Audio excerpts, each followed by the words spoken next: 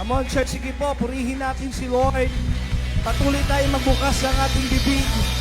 Oh, hallelujah, Lord Jesus. We glorify your name. Come on, church.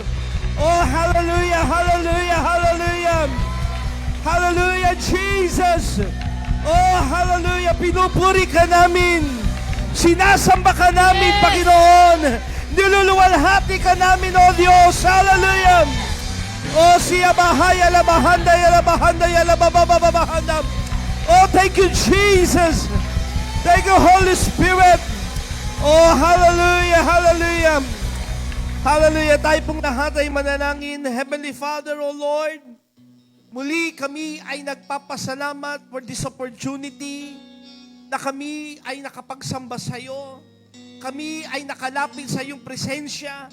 And Lord, umaasa kami, Panginoon, muli sa huling linggo ito ng buwan ng Agosto, kami ay muli mong kakausapin. Kami ay yung pagpapalain. Kami ay yung palalayain, Panginoon. Malaya kang ang makakilos sa bawat isa sa amin. At alisin mo ang anumang magiging hadlang, Ama. At hayaan mo po, Panginoon, na lalabas po kami sa lugar na ito na may tinanggap kaming kalakasang nanggagaling sa iyo. May bago kaming perspektibo, Panginoon, na mula sa iyong mga salita. At salamat, Ama, sapagkat alam po namin, ikaw ang siyang kikilos sa aming kalagitnaan. Walang ibang maitas at maluwalhati kundi ikaw lamang. In Jesus' mighty name, and everybody say, Amen and Amen. Hallelujah. Praise God. Bago tayo umupo, pakisabi sa kanan at kaliwa mo, kamusta ka na ba? Ayan. Ay, release mo yung blessing sa Kanya, pagpalain ka ng Panginoon. Amen. Tayo ay kausapin ni Lord sa oras na ito. Again, sa lahat po ng mga nanonood sa atin through online, kayo po ay nawa ay mabusog din ng Word of God. Alisin natin ang anumang magiging hadlang sa ating pakikinig at pagpupokus sa Word of God. Napakaganda po ng ating mga inawit kanina. Ito ay nagpapatotoo at nagsasabi sa ating pananampalataya na may Kristo ho tayo. No? Na si Jesus ay kasama natin. Sa ating pong huling linggo ng topic ng When Everything is Not Okay, ito na po yung huling linggo. Dahil next week po ay magre-release tayo ng new series po natin for the month of September. Sino po rito ang mga kinausap na ng Panginoon mula nagsimula itong series When Everything is Not Okay? Amen. Nung sinimulan po natin ito, nagsimula po ako sa tanong na, how is everything going on in your life? No? Or, are you okay? At gusto ko rin pong tapusin sa tanong na ito, kamusta ka na? Ano yung mga katabi mo, kamusta ka na? Madali po nating sagutin, no? At kadalasan, bilang mga mananampalataya, may kausap na po ba ako rito, pag tayo ay tinatanong sa ating kalagayan, usually automatic sa ating isipan, sumasagot agad tayo ng tayo ay okay lang.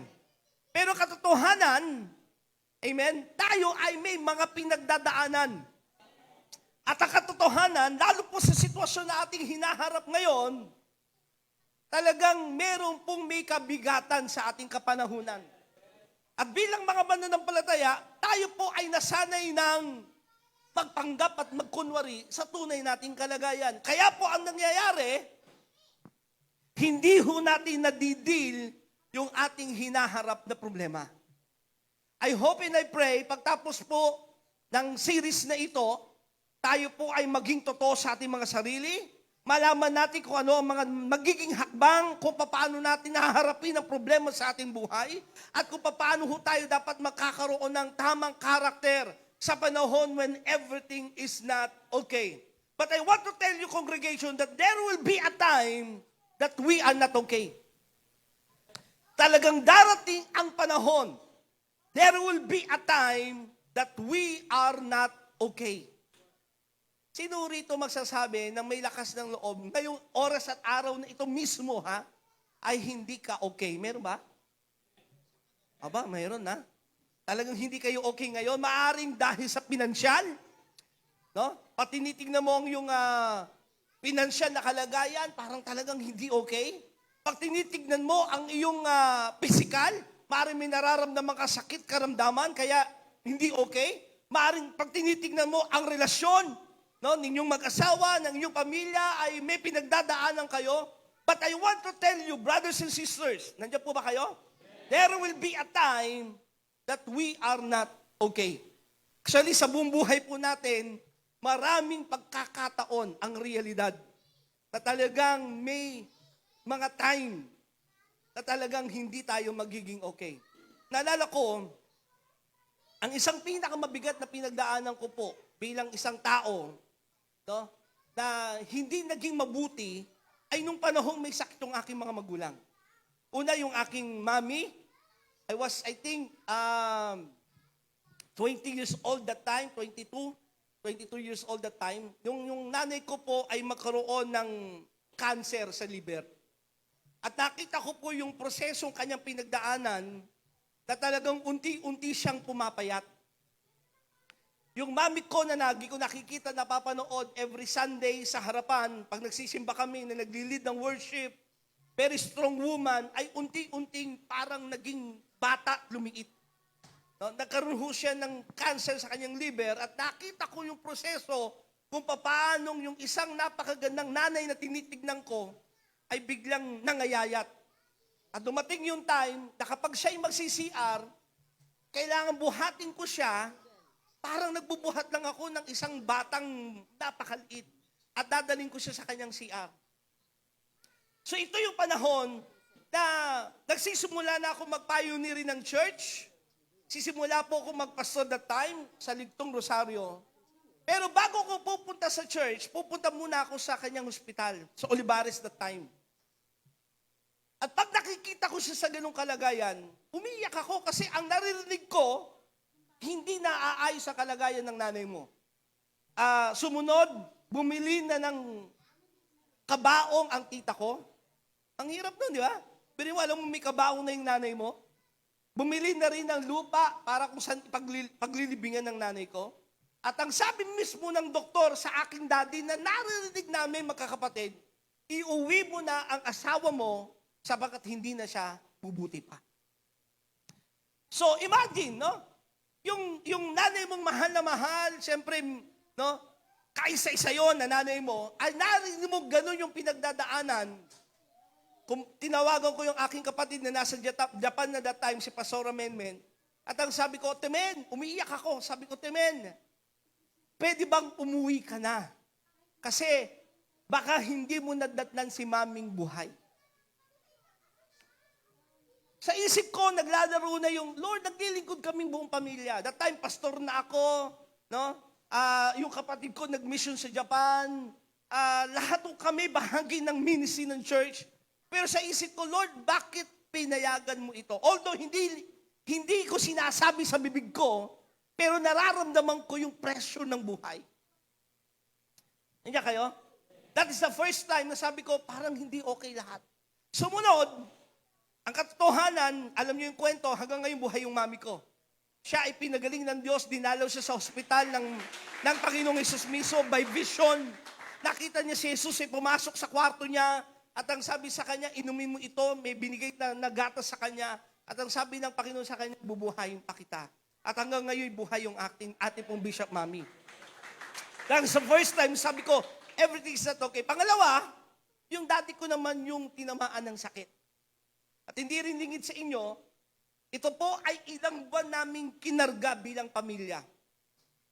At naalala ko that time, nung nasa pastor's meeting ho kami, sinabi ni Daddy yung kanyang kalagayan, sabi niya, maaaring hindi na ako magtagal dahil sabi ng doktor, very crucial itong nararamdaman ko.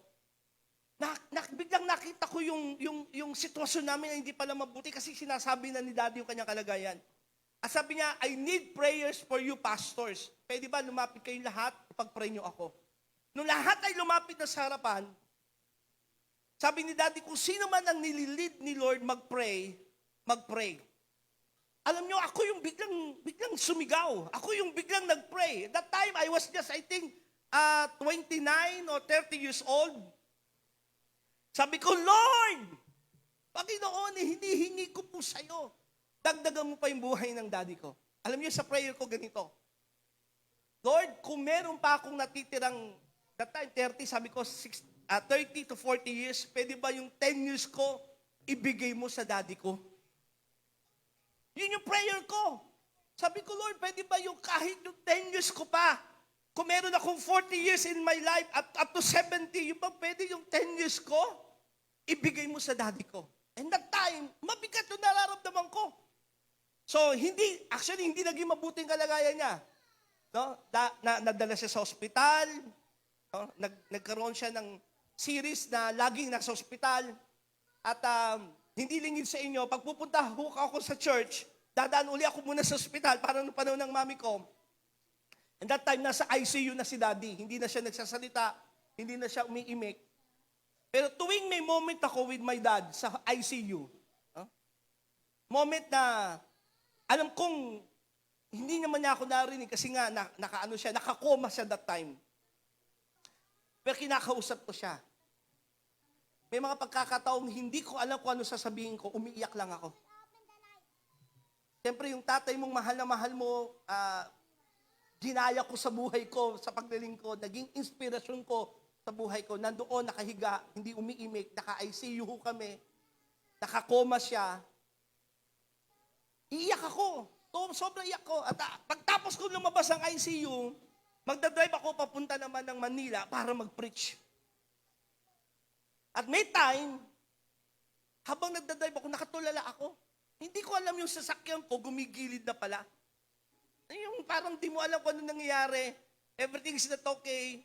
Nagdadrive ako, gumigilid na yung sasakyan ko at nabangga ko yung gutter ng sasakyan at nasira yung sasakyan ko na yung radiator ng sasakyan ko, sumabog, putok. No? At kailangan kong iwanan yung sasakyan doon. Sabi ko, doon sa mga taong nandoon, iwanan ko na lamang po dito itong sasakyan, kailangan ko pa rin pumunta ng gawain. So, nagtaksi ako, iniwan ko yung sasakyan doon, nagtaksi ako, pero nakita ko talagang tulala ako. Pero alam niyo, ang kabutihan ng Diyos, sa tuwing pupunta ako ng church at magpipreach, for the grace of God, nakapangangaral pa rin tayo ng make tapang.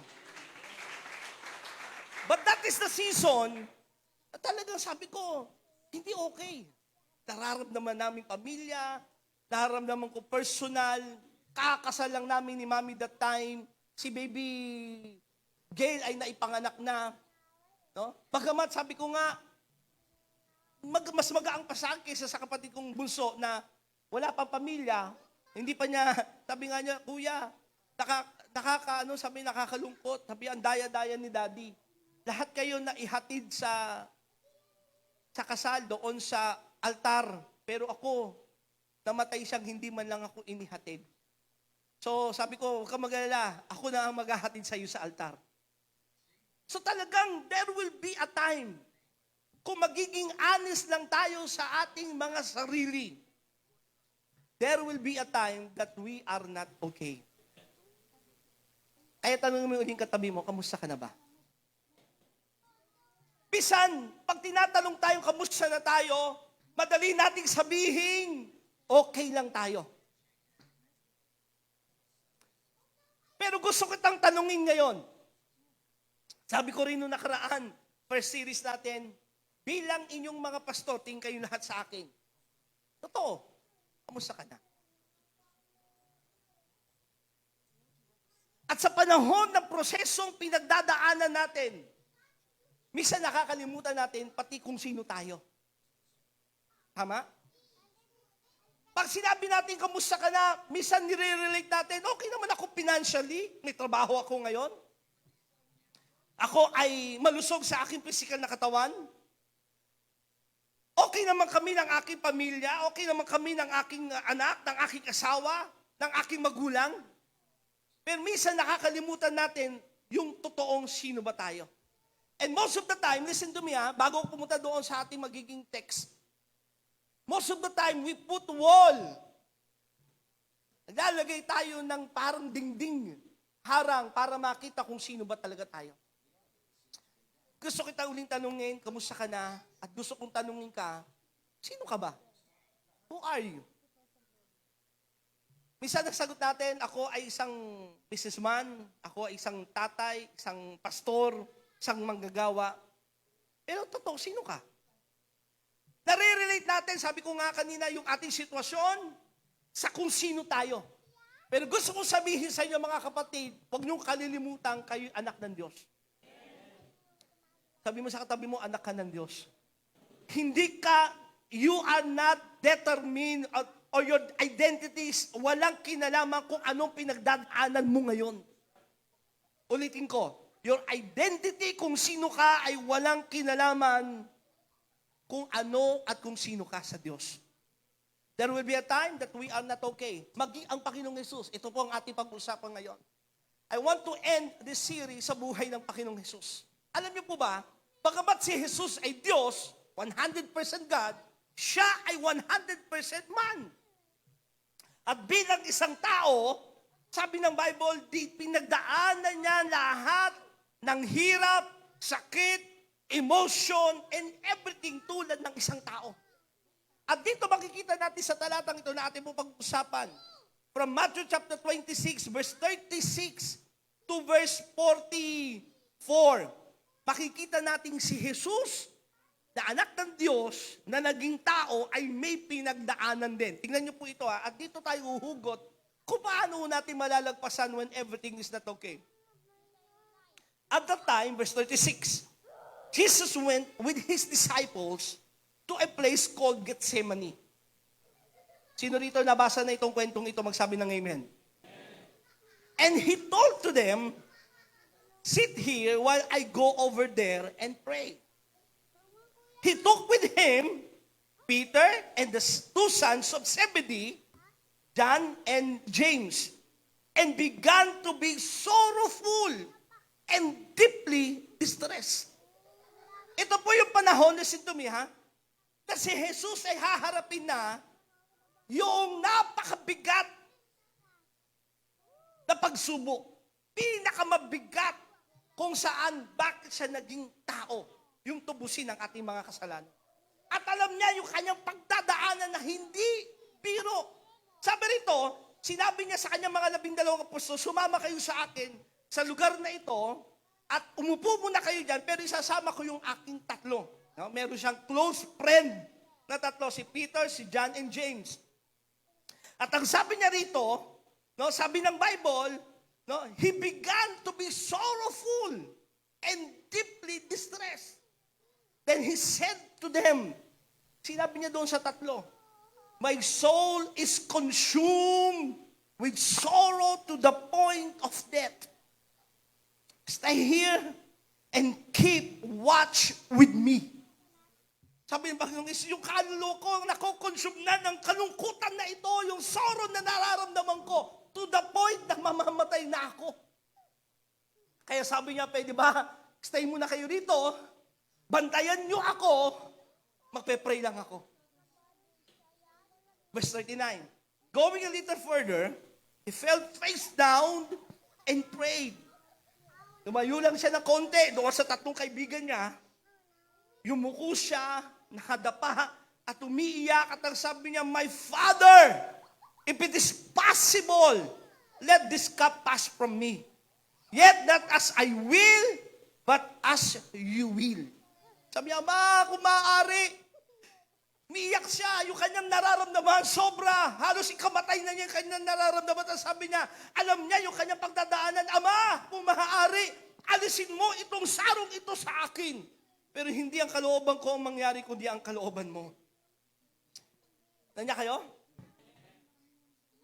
Verse 40, then Jesus returned to the disciples, yung tatlo, and found them sleeping. Di ba sabi ko sa inyo, magbantay kayo. Ito ay nararamdaman ko ngayon, grabe, mamamatay na ako. Were you are not able to keep watch with me for 1 hour? Hindi niyo ba ako kayang samahan kahit isang oras lang? He asked Peter. Verse 41, watch and pray so that you will not enter into temptation. For the spirit is willing, but the body is weak. Verse 42, a second time, he went away and prayed, my Father, if this cup cannot pass unless I drink it, may your will be done. Kung maaari, Panginoon, itong sarong ito, inulit lang niya yung kanyang prayer. Lord, Ama, kung maaari, huwag kong tanggapin itong hirap na ito, itong darating parating na nasaro sa akin, kung maaari, magpas ito sa akin. Pero hindi ang kalooban ko masunod, kundi ang kalooban mo. Verse 43, and again, Jesus returned and found them again sleeping, for their eyes were heavy. Sa pangalawang pagkakataon, pumunta siya sa kanyang mga kaibigan, sa kanyang mga disciples, tutulog pa rin kayo. Pero hindi niya ginising ang mga ito. So he left them and went away once more and prayed a third time, saying the same thing. Madalas sa atin, akala natin isang beses lang nag-pray, Father, if it's not your will, no, hindi ang kalooban ko masunod ang kalooban mo, akala natin isang beses lang. Pero 3 beses ipinanalangin ng Panginoong Yesus na kung maaari, huwag niyang pagdaanan yung bagay na yon. At yung panahong iyon, na kanyang pinapanalangin iyon, alam niyo po, hindi biro yung kanyang nararamdaman. May sinama siyang mga kaibigan. Sabi niya, magbantay kayo ha. Please lang, kasi very sorrowful yung nararamdaman ko ngayon. Hindi biro ito. Sabi niya, bantayan niyo ako kahit 1 oras lang. Pero pagbalik niya, tulog. Nag-pray na naman siya, Ama, kung maaari, huwag kong tanggapin itong sarong ito. Sabi nga ng Bible sa ibang book, nananalangin si Jesus na hindi na tubig ang lumalabas sa kanyang mga mata. Kundi ang lumalabas sa kanyang mga mata habang siya'y nananalangin ay may kasama ng dugo. Sa sobrang kanyang paghihinagpis sa kanyang kalagayan. Kanya kayo? Hindi na tubig eh. No? May pagkakataon ba sa buhay nyo na kayo ay umiiyak ng sobra sa inyong kalagayan? Halos wala na kayong maiyak at pakiramdam nyo, dugo na yung lumalabas sa inyo. Sobrang kapighatian. But may 3 bagay akong gustong sabihin sa inyo. When everything is not okay, there are 3 things na nakita ko sa buhay ng Panginoong Yesus na pwede natin i-apply sa ating buhay. Sabi sa katabi mo, when everything is not okay, may 3 bagay po tayong pag-uusapan ngayon. Una, sa buhay ni Jesus, bagamat siya'y anak ng Diyos, pero siya'y 100% na tao, naging honest siya sa kanyang kalagayan. So, unang bagay, when everything is not okay, be honest to yourself. Sabi sa katabi mo, be honest to yourself. Ulitin mo, be honest to yourself. Kasi most of the time, mahilig tayong magpanggap at magkunwari. Ayaw natin masabing, oh, di ba born again ka naman? Bakit hindi ka okay ngayon? Minsan na-judge pati yung ating faith. Tama? Wala tayong narinig na mga great man of God, mga mighty man of God, na inamin nilang kanilang kalagayan. Bakit? Baka hindi nyo maintindihan. Kaya napakahalaga po, listen to me, tingin kayo lahat sa akin, pag may pinagdadaanan ka, be honest to yourself. Face it, don't fake it. Harapin mo ito. It's time to stop pretending. Why? Ang healing ay nagsisimula sa pag-amin. Ang tulong ay dumarating sa taong inaamin niyang kailangan niya ng tulong. Kaya tanungin mo uli yung katabi mo, kalabitin mo siya, bago mo tanungin, tingnan mo ang kanyang mga mata, sabi mo sa kanya, kamusta ka na? I want you to be honest right now. Nagtawag ho tayo ng counseling, a moment of counseling sa church. Bagamat marami po may mga kapatid tayo na they take this opportunity, pero nakita kong marami ang hindi pa rin kinuha yung opportunity na ito. Bakit? Kasi, maaaring, oo, okay ka lang, pero deep inside, alam mo may pinagdadaanan ka. We used to pretend na yung pagpipretend natin, pinaniwalaan na natin ang ating tunay na kalagayan. No? Yung ating pagsisinungaling ay tinanggap na natin. Pero totoo, alam mo, kung aaminin mo lang, mapapalaya ka eh. Kamusta ka na ba talaga? Kamusta na naglalaro sa isip mo, sa puso mo? Kamusta nang yung spirito? Naalala ko si David. Si David ay isang lingkod ng Diyos sa Bible, isang mighty man of God, pero marami rin siyang pinagdaanan sa kanyang buhay. Kaya nga, hindi tayo makakaligtas dito eh. Napakahalaga ng tama nating aksyon, tama nating kaisipan, tama nating pananampalataya at spirito pag may pinagdadaanan tayo. Si David, Meron siyang pinagdaanang pagsubok at suliranin. Ito'y naisulat sa Psalm chapter 32, beginning verse 2 to the following verses. Ito sabi ng Bible. Blessed is the man against whom the Lord counts no iniquity, and in whose spirit there is no deceit.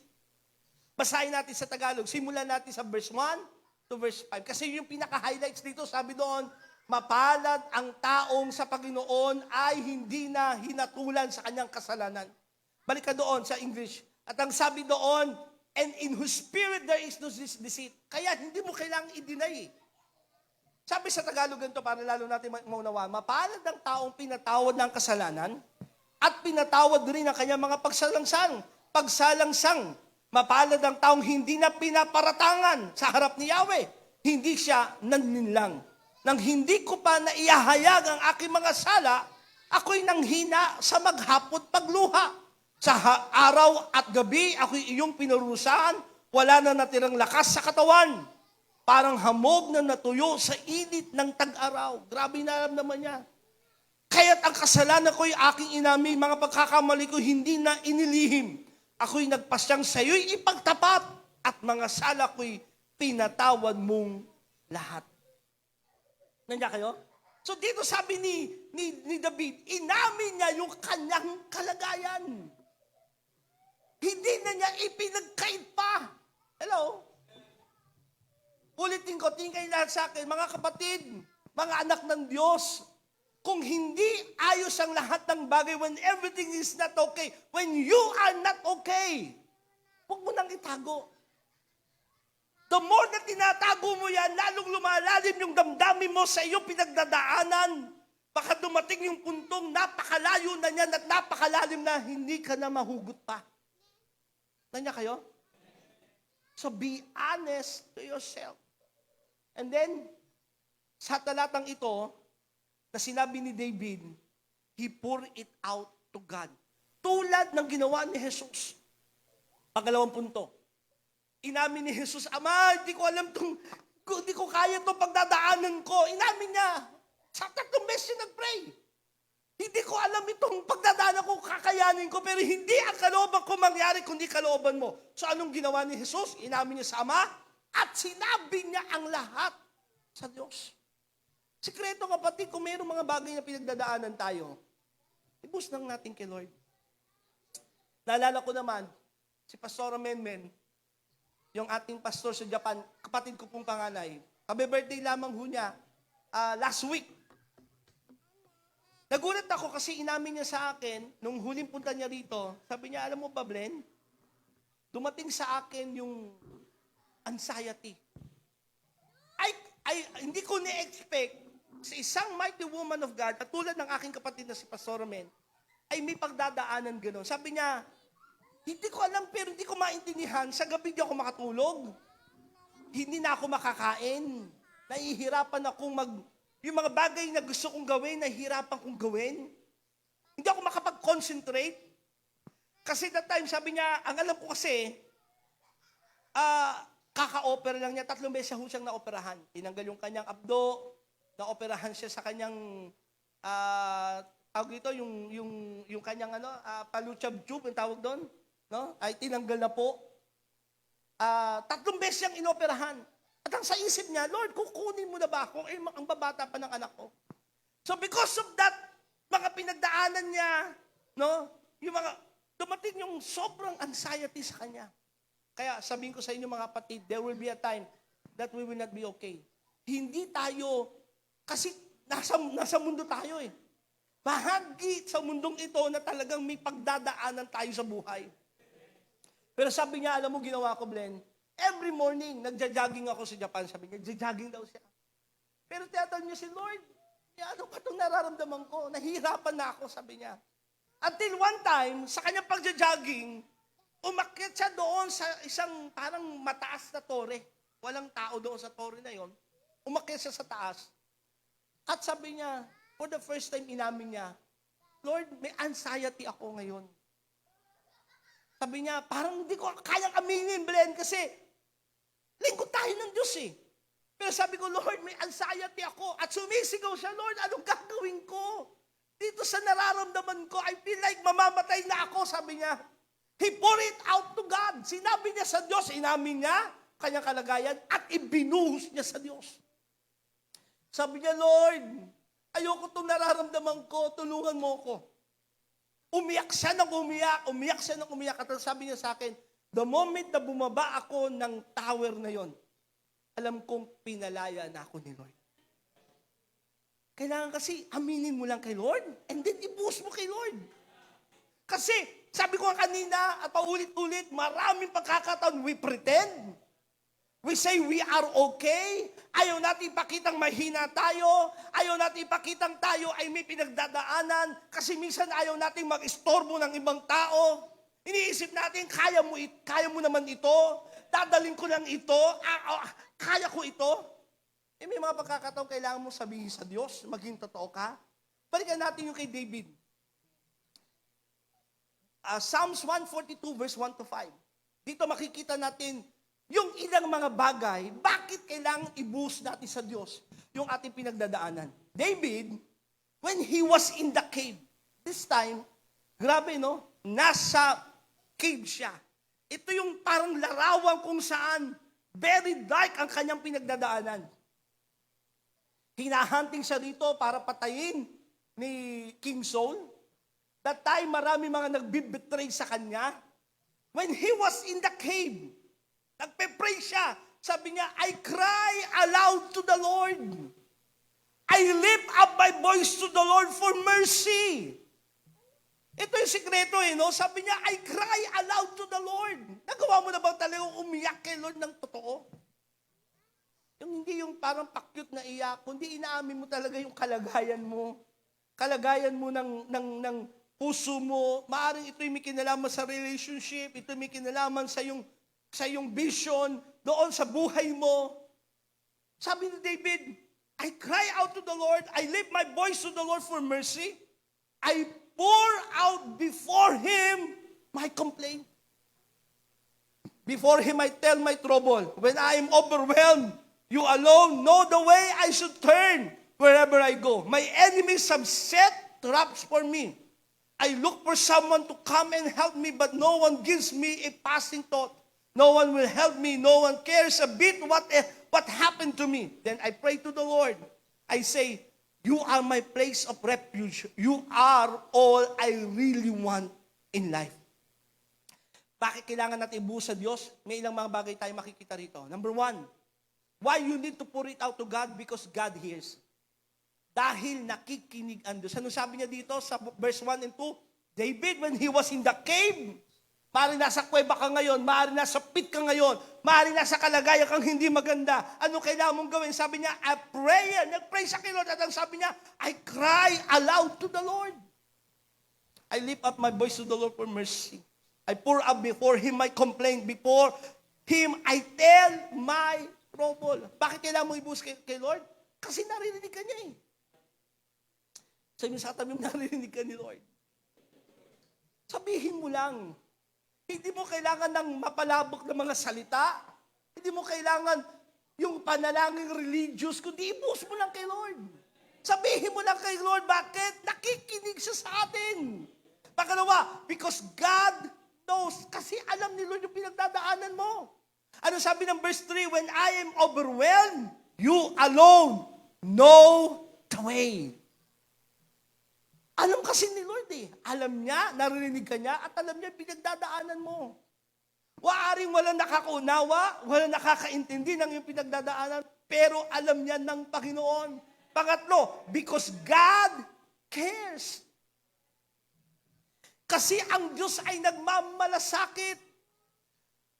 Psalms 142 verse 4, I look for someone to come and help me, but no one gives me a passing thought. No one will help me. No one cares a bit what happens to me. Maaari walang magmamalasakit sa iyo kung sasabihin mo man yung iyong problema. May mga pagkakataon nga, sinubukan mo pero pinagtawanan ka lang. Dinala ka lang sa joke-joke. Ano ba naman? Kaya mo yan? Naramdaman nyo naman, naranasan nyo ba yung ganyan? No? Ginawa ka lang katatawanan. sa pinagdadaanan mo. Pero ang Diyos ay nagmamalasakit sa iyo. Sabi nga ng Bible, ibigay mo lahat ng iyong bigatin sa Diyos sapagkat siya'y nagmamalasakit sa iyo. Pang-apat, bakit kailangan mo ibuhos kay Lord? Because God, all we need. Kasi ang Diyos ang kailangan natin sa ating buhay. Psalms 142 verse 5, then I pray to you, O Lord. I say, you are my place of refuge. You are all I really want in life. Kasi Lord, ikaw talaga yung kailangan ko eh. Alam niyo, mga kapatid, ang makakatulong lang talaga sa atin sa panahong tayo may pinagdadaanan, kundi ang Diyos. Kaya, aminin mo sa iyong sarili, ibuhos mo sa Diyos. Sabi mo nga sa tabi mo, aminin mo, at ibuhos mo kay Lord. Huwag ka mahiya. Kung kailangan na ikaw ay pumunta ng prayer mountain, gawin mo. Naalala ko, sabi ko kay Mami, I think this was 7 or 8 years ago, sabi ko, Mami, kailangan pumunta ng prayer mountain. There were times na talagang nararamdaman ko kailangan kong gawin. Sabi niya, sige, dali hanggang kailan ka ba doon? Sabi ko, mag-2 days ako sa prayer mountain. So, pinayagan ako ni Mami, pumunta agad ako ng prayer mountain. Alam niyo, pagdating ko sa prayer mountain, pumunta ako doon sa, may tinatawag kasing prayer closet doon eh, no? Pumunta ako sa loob, lumuhod ako at sabi ko, Lord, nandito ako, Panginoon, bakit mo ako pinapupunta rito? Lord, nandito ako ngayon, speak to me! Pero alam nyo, alam ko, naikwento ko na sa inyo ito eh, wala akong naririnig na sagot. Kasi ang introduction ko, Lord, nandito ako, anong gusto mong sabihin sa akin? Wala akong narinig. Until sabi ko, Lord, ito yung nararamdaman ko. May struggle ako, may pinagdadaanan kami, may problema kami, and then saka ko narinig ang Diyos ang nangusap sa akin. Kapatid, huwag kang mahiyang ibusan kay Lord kasi mahal ka ng Panginoon, nagmamalasakit siya sa iyo, naririnig ka niya, at siya ang kailangan natin. Sa panahon may pinagdadaanan tayo, naalala ko sabi natin last Thursday, Romans chapter 12, verse 12, rejoice in hope. Mawawalan pa rin ng pag-asa. Magalak ka pa rin sa pag-asa. Be patient in tribulation. Maging matatag ka lang sa pinagdadaanan mo. Be constant in prayer.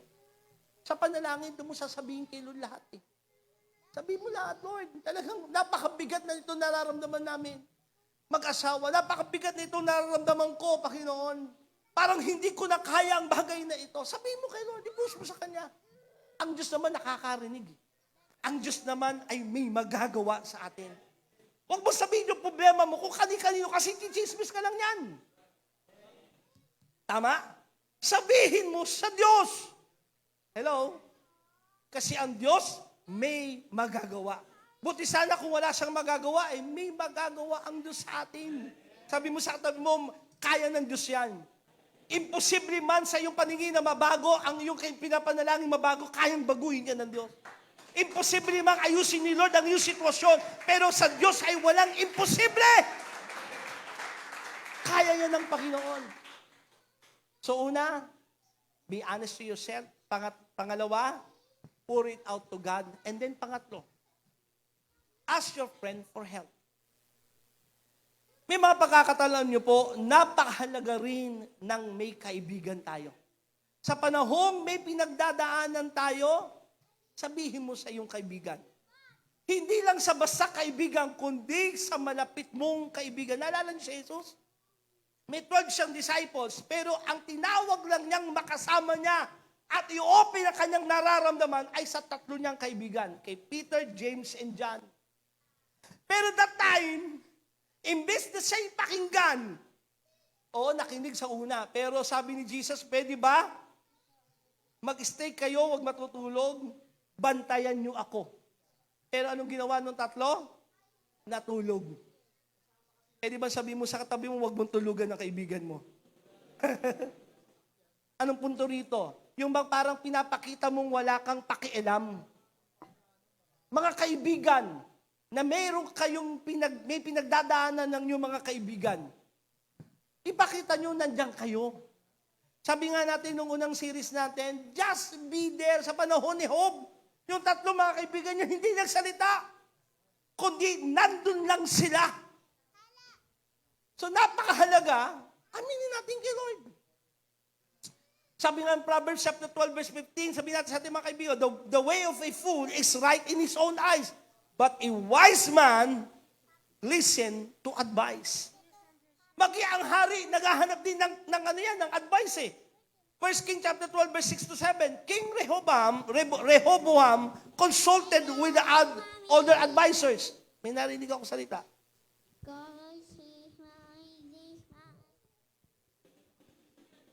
Binigyan ng mic yung nasa loob.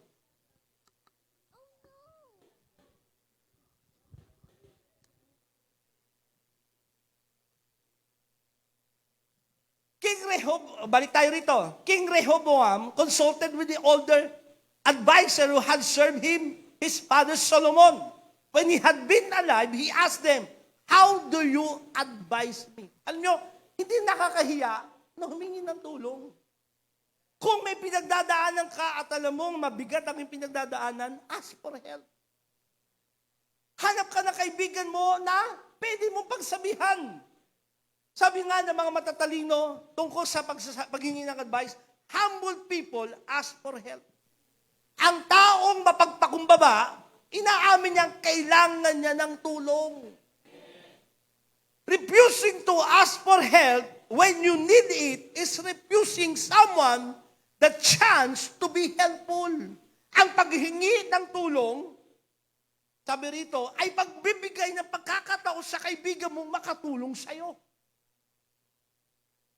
Be strong enough to stand alone, smart enough to know when you need help, and brave enough to ask for it.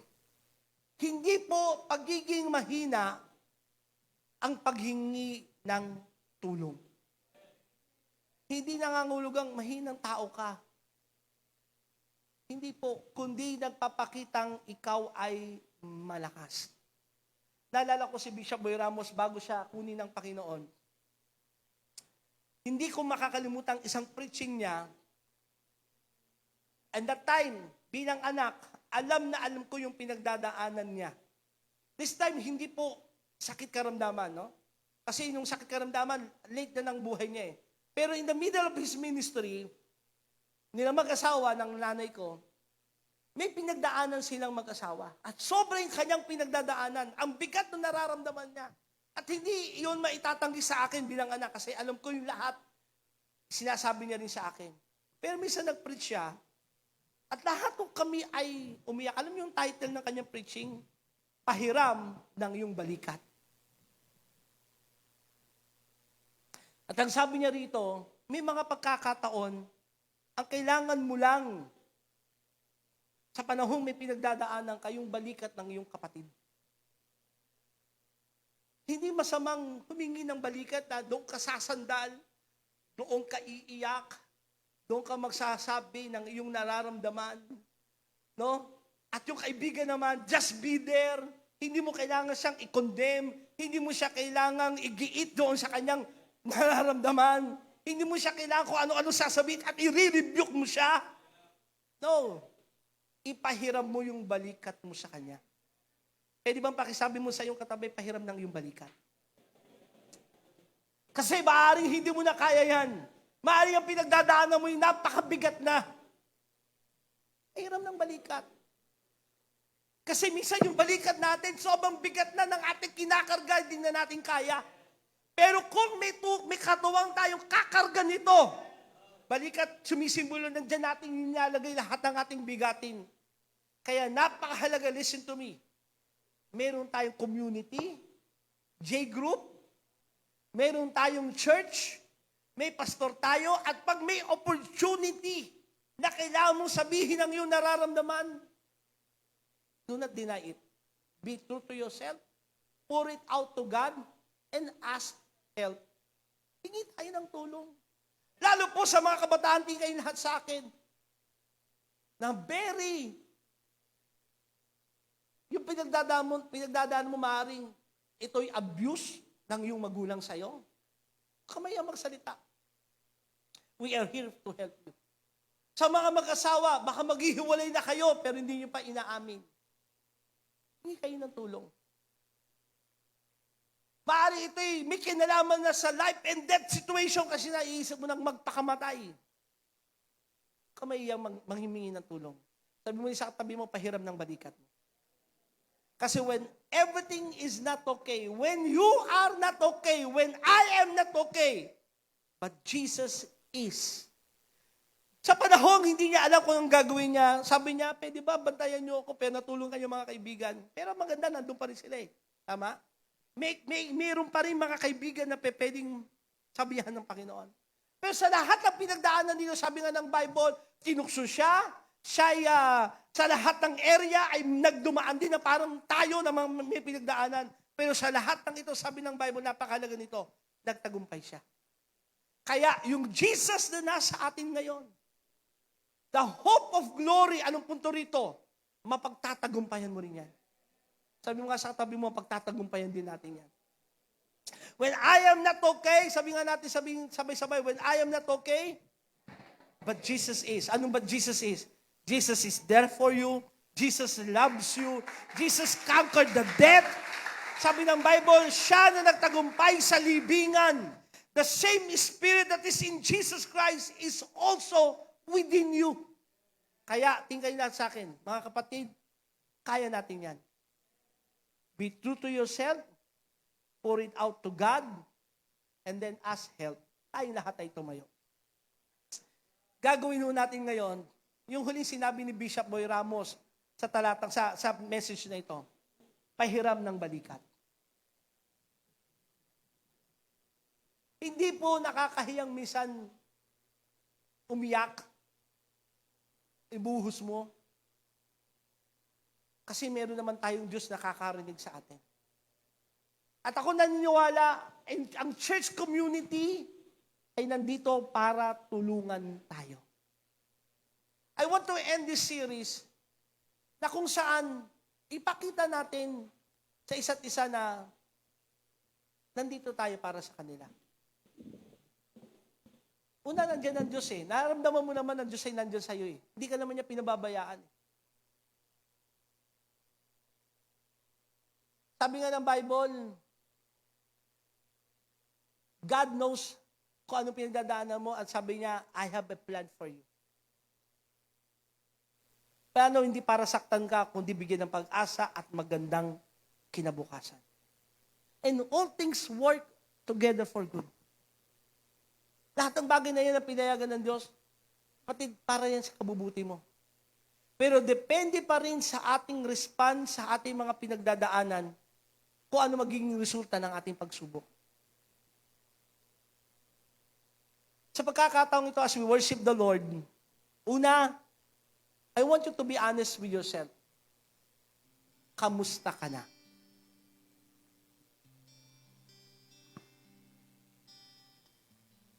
Pwede ba unti-unti mong ibaba yung wall na inilagay mo sa iyong sarili? Unti-unti mong tanggalin brick by brick upang ma-expose mo yung tunay mong kalagayan sa Diyos.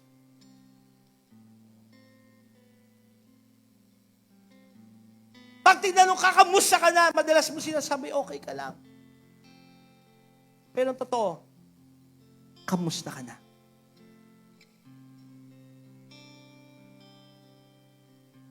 Be true to yourself right now. And then, pour it out to God. Pour it out to Jesus. Tulad ni Jesus, sabi niya, Ama! Kung maaari, huwag kong tanggapin ang sarong ito. 3 beses siyang nagsalita sa Ama, kung maaari, iiwas mo ako sa pagdadaanan kong ito.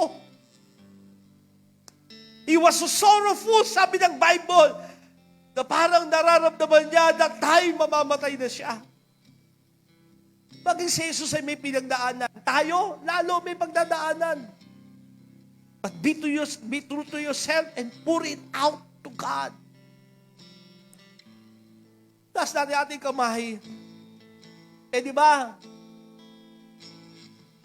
Parang wala tayo sa church congregation ngayon.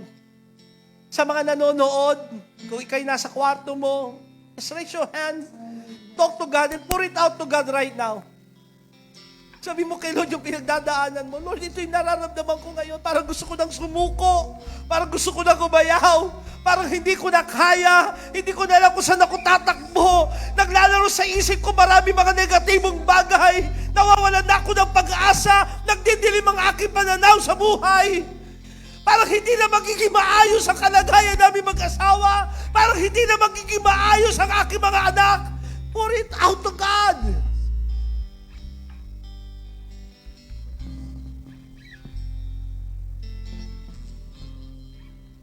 Just say to God, Lord, ito yung nararamdaman ko, Panginoon. Ito yung nararamdaman ko, Lord.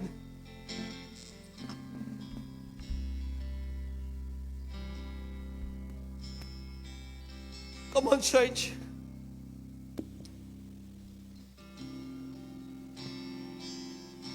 I feel na marami pa sa atin dito yung parang hinihintay mo yung something, but the Lord is asking you to move forward. To make a step.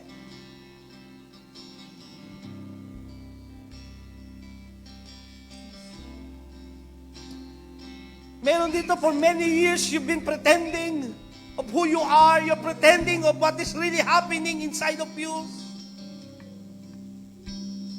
This is the time na gusto kang palayain ni Lord. This is the time na gusto ng Diyos na maging okay ka. You've been pretending for many years in your life. Dinidinay mo nangyari iyon. Pero totoo kapatid, nangyari yung sitwasyong iyon. Maaring dinidinay mo yung nangyari sa iyong buhay. At iniisip mo, bakit yun nangyari? But God is here right now. Nakikinig siya sa'yo. Naghihintay siya sa'yo. At nagmamalasakit siya sa'yo. Come on, church.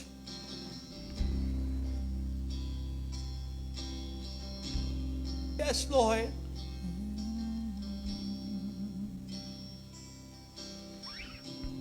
Come on. Sige, nararamdaman ko marami nagbubukas sa kanilang puso kay Lord.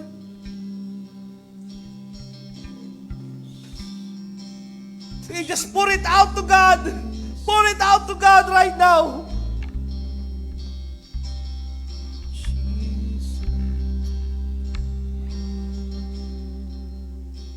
Gusto ko ulitin ito sa Psalms 142 verse 1 to 5. David, when he was in the cave. Nasa ka ngayon, kapatid? Ano ngayon ang iyong sitwasyon? Are you in the cave right now? Are you in the deep right now? Are you in troubles right now? Sabi rito, and David prayed and cry aloud to the Lord. I lift up my voice to the Lord for mercy. Pwede natin sabihin kay Lord, tulad ng panalangin ni David, Lord, have mercy in me. Kahabagan mo kung di ko na kaya ito. Lord, di ko naman gagawin ko. Lord, have mercy on me. In the next verse, I pour out before Him my complaint. Before Him, I tell my trouble. Sa harapan ng Diyos, sinabi niya ang kanyang pinagdadaanan. When I am overwhelmed, you alone know the way I should turn. Wherever I go, my enemies have set traps for me. I look for someone to come and help me, but no one gives me a passing thought. No one will help me. No one cares a bit what happens to me. Then I pray to you, O Lord, I say, you are my place of refuge. You are all I really want in life. As you pour out yourself to God, as you are being true to yourself to God right now, huwag kang mawawala ng pag-asa. Huwag kang mawawala ng pag-asa because our Lord is our refuge. Siya ang ating tanggulan. Siya ang pwede nating takbuhan. Siya ang pwede nating buhusan ng ating damdamin. Salamat, Panginoon. Salamat, O Diyos. I want to take this opportunity also, church, na sabihin sa iyo, mahal na mahal na mahal ka ng Diyos. Maaaring matagal mo na itong narinig, but I want you right now na marinig ng iyong puso na nagsasabi sa iyo, ang Diyos ang sabi niya, mahal na mahal kita, anak. Mahal na mahal kita. Pour it out to God right now. Come on, church. Oh, Jesus.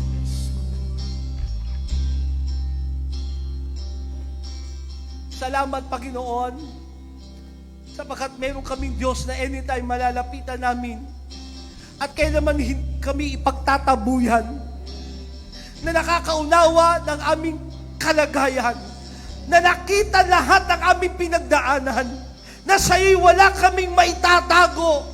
And Lord, right now, narinig mo ang sinabi ng iyong mga anak. Hindi dahil nawawalan kami ng pag-asa sa'yo, hindi dahil nababago ng aming pananalig sa'yo, kundi sinasabi namin ang lahat ng ito sapagkat sa'yo kami umaasa. Ikaw lamang ang aming pag-asa, Panginoon. Tulungan mo kami, palakasin mo po kami, gabayan mo po kami. Hayaan mo, O Diyos, magliwanag ang iyong mukha sa amin sa panahon kami nagdidiliman. Marinig namin ang iyong mga tinig na gagabay sa amin. And right now, church, tulad sinabi ni Bishop Boy Ramos, pwede bang sabihin din natin sa ating kaibigan na narito, pwede bang pahiram ng iyong balikat? Iiyak lang ako. Hindi mo kailangan sabihin ng anumang bagay, kundi just pour it out to God. Gamitin ng Diyos ang iyong kaibigan. Naalala ko isang pastora, sabi niya, Lord, pwede ba yakapin mo ako? Maramdaman kong niyayakap mo ako. At habang nagpe-pray siya, naghihintay siya ng something spiritual na mangyayari, na may yayakap sa kanyang spirito na mararamdaman niya. Pero walang nangyayaring ganon until one moment, may kapatid na lumapis sa kanya at niyakap siya. At doon niya naramdaman yung yakap ng Diyos sa kanya sa pamamagitan ng kanyang kapatid. Punta ho tayo ngayon sa ating mga kaibigan na narito. Punta ho tayo sa ating mga maaring asawa, kanino man, babae sa babae, lalaki sa lalaki. Pero kung sa mag-asawa, okay lang, at sabi mo sa kanya, pwede ba pahiram ng balikan? Iiyak lang ako. I just want to pour it out. Come on, church. We are one family. Kailangan natin ng tulong ng bawat isa. Sabi sa kanya, pahiram ng balikat.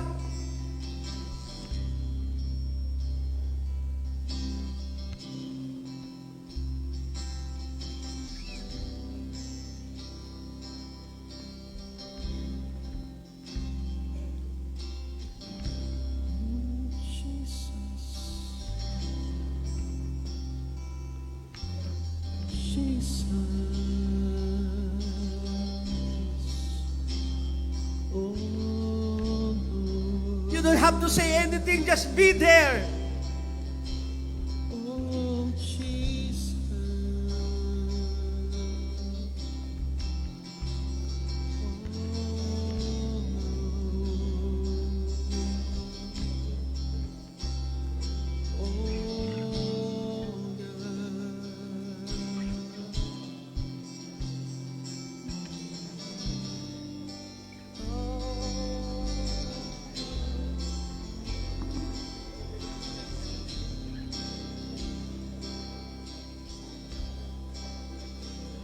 Your name is power. Your name is healing. Your name is love. Break every stronghold. Shine through the shadow like a fire. Your name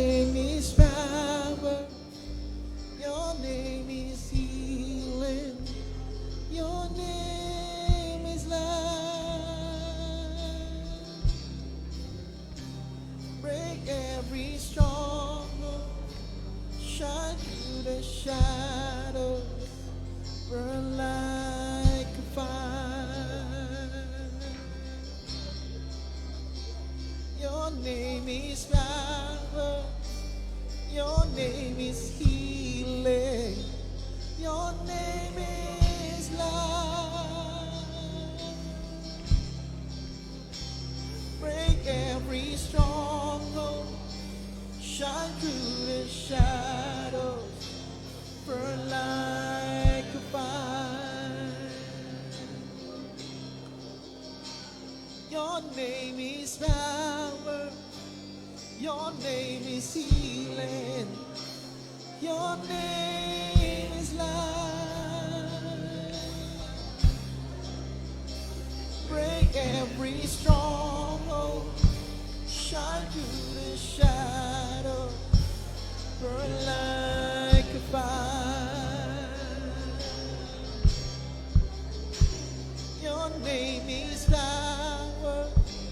Your name is healing. Your name is life. Break every stronghold. Shine through the shadows.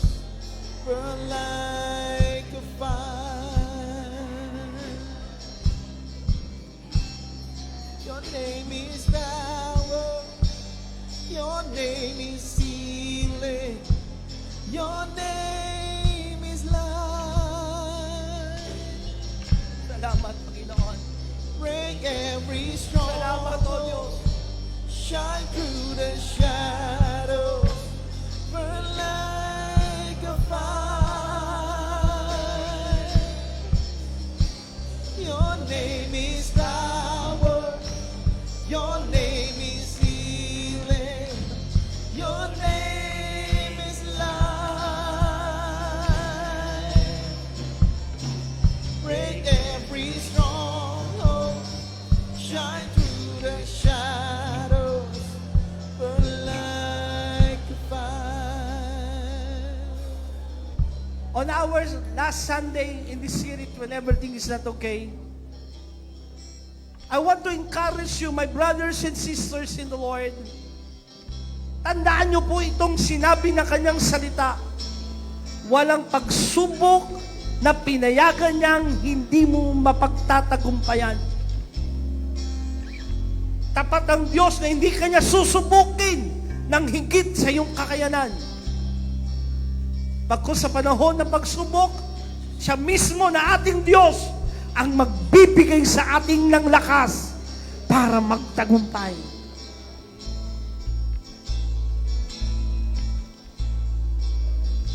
Kaya gusto kong sabihin sa iyo, when everything is not okay, hindi naman yan laging ganyan.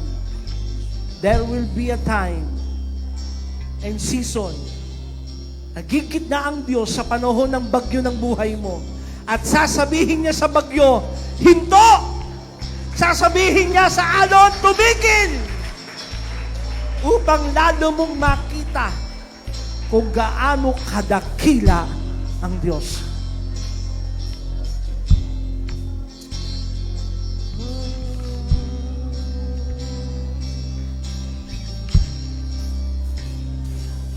Shout Jesus from the mountain, Jesus in the stream, Jesus in the darkness over every enemy. Jesus on my family, I speak the holy name, Jesus. Oh, hallelujah! Shout Jesus from the mountain, Jesus! Jesus in the Jesus! stream. The name above every name! In the darkness over every enemy. Jesus for my family, I speak the holy name of Jesus. Oh, Jesus from the mountain, Jesus in the street, Jesus in the darkness over every enemy. Jesus for my family, I speak the holy name, Jesus. Come on! Speak the name Jesus! Shout Jesus from the mountains, Jesus in the street, Oh, hallelujah! Jesus in the darkness over every enemy. Jesus for my family, I speak the holy name, Jesus. When everything is Jesus is our answer. But Jesus is our on the answer. mountain, Jesus in the street, Hallelujah. Jesus in the darkness over every enemy. Jesus for my family, I speak the holy name. Come on, church. Let us lift our hands. Let us lift our voice and say, Your name is power. Yes. Your name is healing. Your name is life. Come on. Speak His name. Break every stronghold. Shine through the shadow. Burn like your fire. Your name is power. Your name is healing. Your name is life. Break every stronghold. Shine through the shadow. Burn like a fire. Pwede ba sabihin mo sa iyong katabi, tapikin mo kanyang balikat, kaya natin yan. Dahil may Diyos tayo. Amen? Huwag kang susuko sa buhay. Huwag kang aayaw. Amen? Huwag mong bibigyan ng pagkakataon. Ang kaaway ay magtagumpay sa iyo. Huwag mong hayaan kainin ka ng pagsubok ng suliranin ng buhay. Ulit ko, Romans chapter 12, verse 12. Rejoice in hope. Be patient in tribulation. Be constant in prayer. Rejoice in hope. Magalak ka sa iyong inaasahan. Be patient in tribulation. Magtiyaga ka. Maging matatag ka sa iyong tribulation. Be constant in prayer. Lagi ka bing tatawag sa Diyos. Lagi ka magpe-pray. Huwag kang hihinto na tumawag sa Diyos na mga Diyos, sa Hari na mga Hari, sa Prinsipe na kapayapaan. Ang Diyos na nagbibigay ng ating mga pangangailangan, ang nagpapagaling sa ating mga sakit karamdaman, ang tumutugon sa ating mga panalangin. Jesus! Shout Jesus from the mountain. Jesus Hallelujah! in the street. Jesus in the darkness over every enemy. Jesus for my family. I speak the Jesus! holy name. Jesus! Jesus! Shout Jesus from the mountain.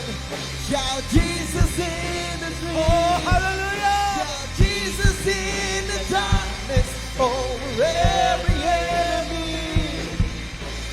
Jesus for my family. I speak the holy name. Jesus!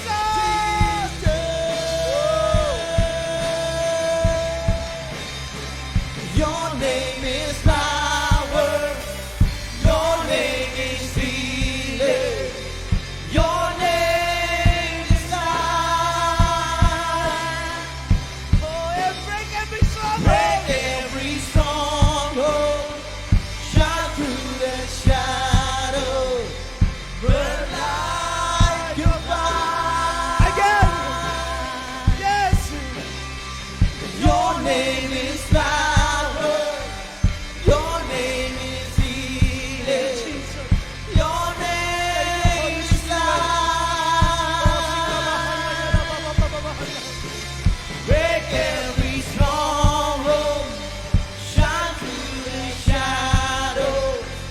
Burn like a fire. Salamat, Panginoon. Sa mga kailanman di mo kami pababayaan. Kailanman di mo kami iwanan. Salamat sapagkat ang iyong tagumpay ay ibinigay mo rin sa amin.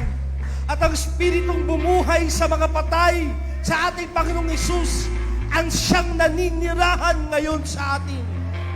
Kaya kapatid, walang mga pagsubok at suliranin hindi mo mapagtatagumpayan.